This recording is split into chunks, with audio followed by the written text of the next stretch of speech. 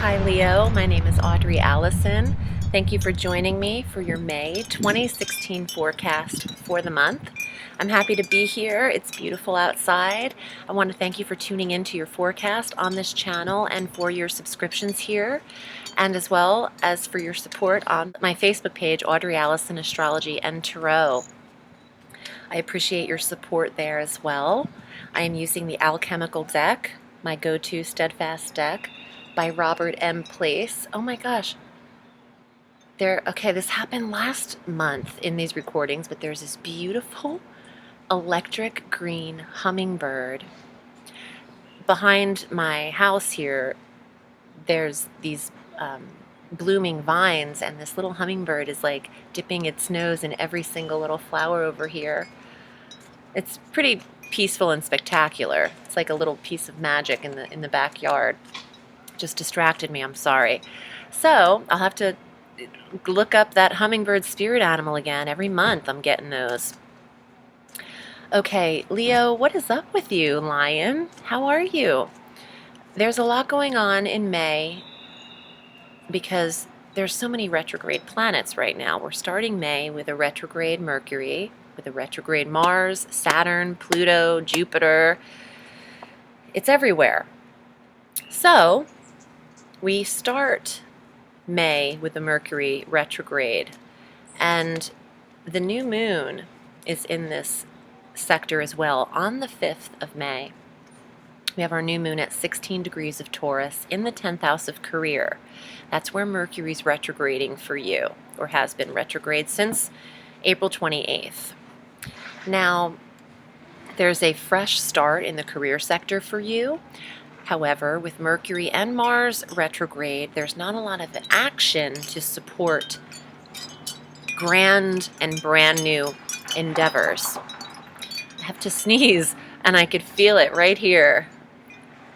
Okay, it won't come out. This new moon could bring promotion.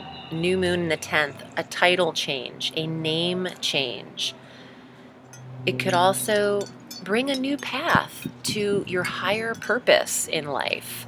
You could want to switch things up entirely in your career sector as well, although it would be best to wait until a little bit into the 22nd of May to take action on this because of Mercury retrograde. But we do have our new moon in Taurus on the 6th. Throughout this whole month, there is this overlaying grand Earth trine the entire month from the 1st of May all the way through the 31st and going into June. It changes its players a little bit into next month, but the general theme of this through May is the grand Earth trine between Taurus, Mercury in Taurus retrograde, Jupiter in Virgo retrograde, and Pluto in Capricorn also retrograde.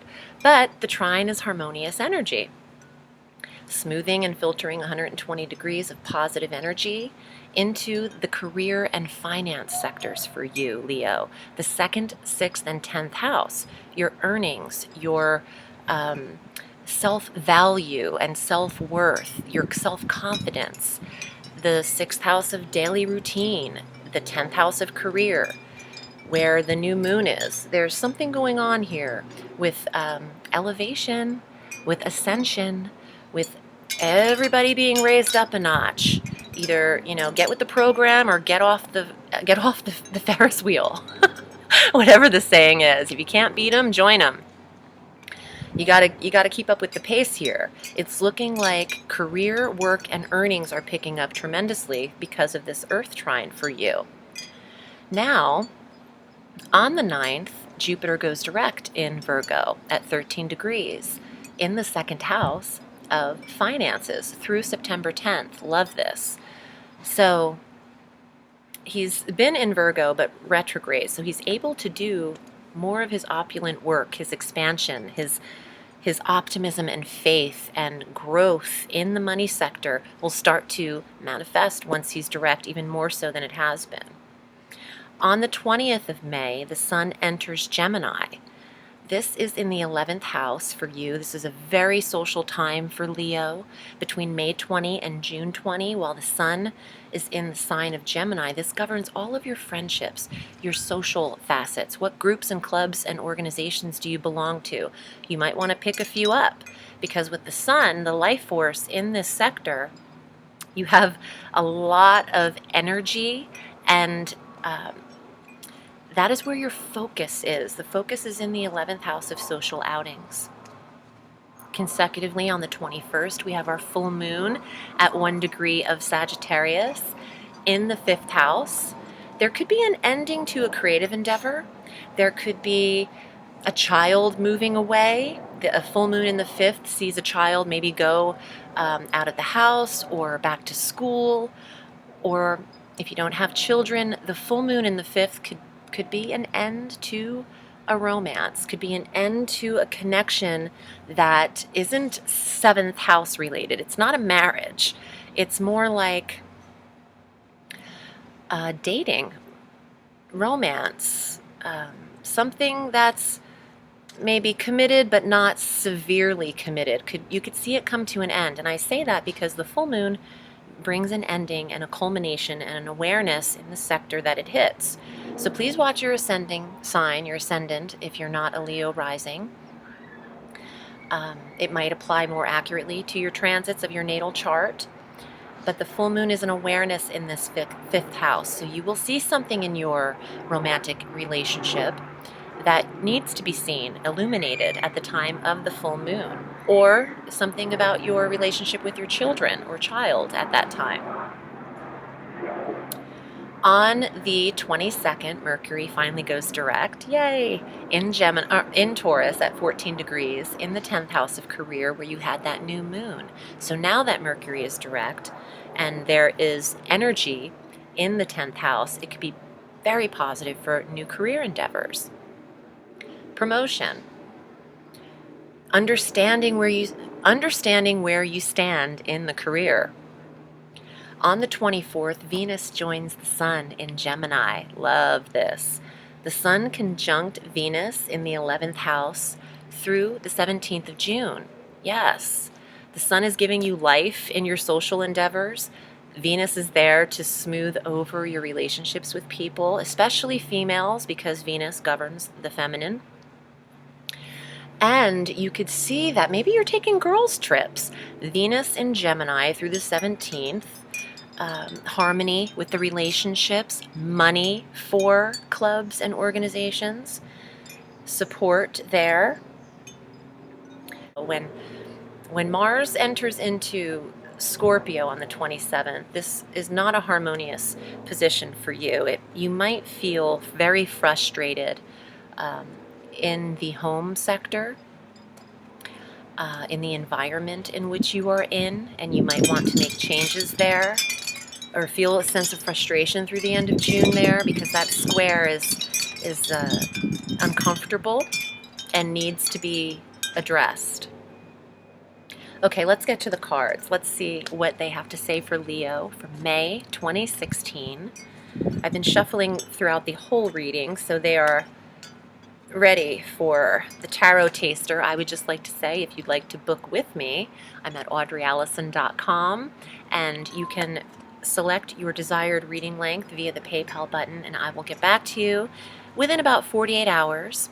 I do want to take a moment to say I have been reading tarot way before YouTube, way before I came onto the channel. This has over 20 years I've been doing this. So, in addition to YouTubers, which I'm so thankful for, I have a very large clientele outside of YouTube, celebrity and otherwise, that I read for all around the world, all around the US, and then YouTube helps me keep it global.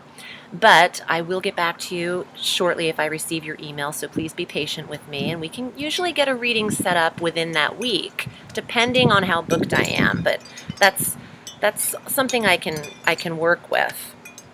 Okay, Leo, here are your cards.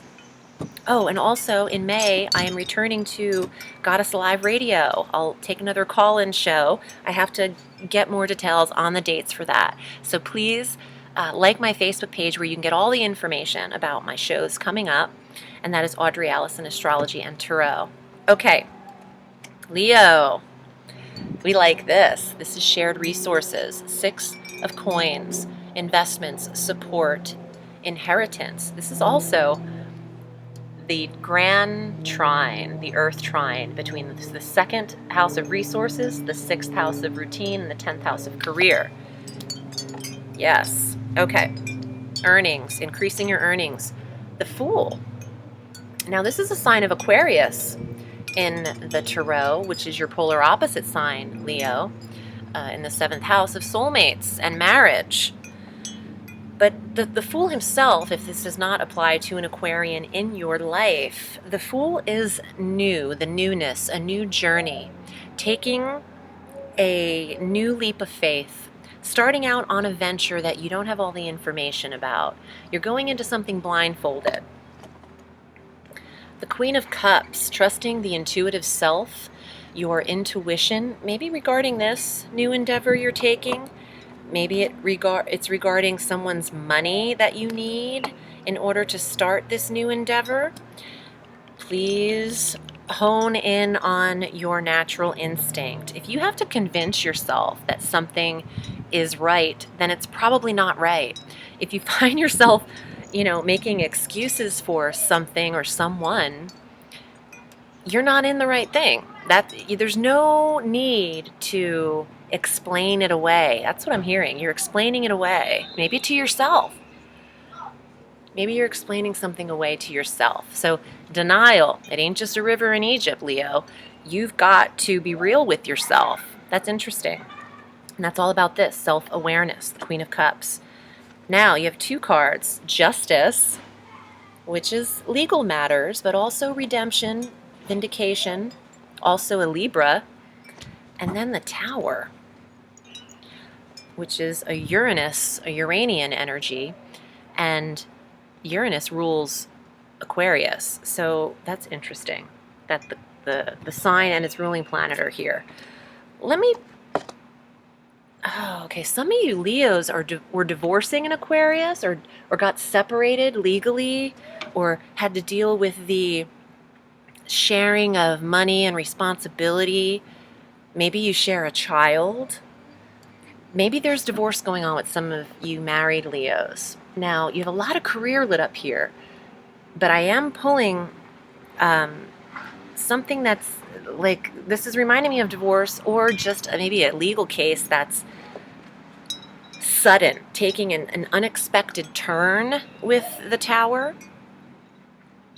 If you are going through a breakup and you want to start something new, I feel like you need to realize that your finances are entwined somehow with this person. So maybe it's not as easy to make this break.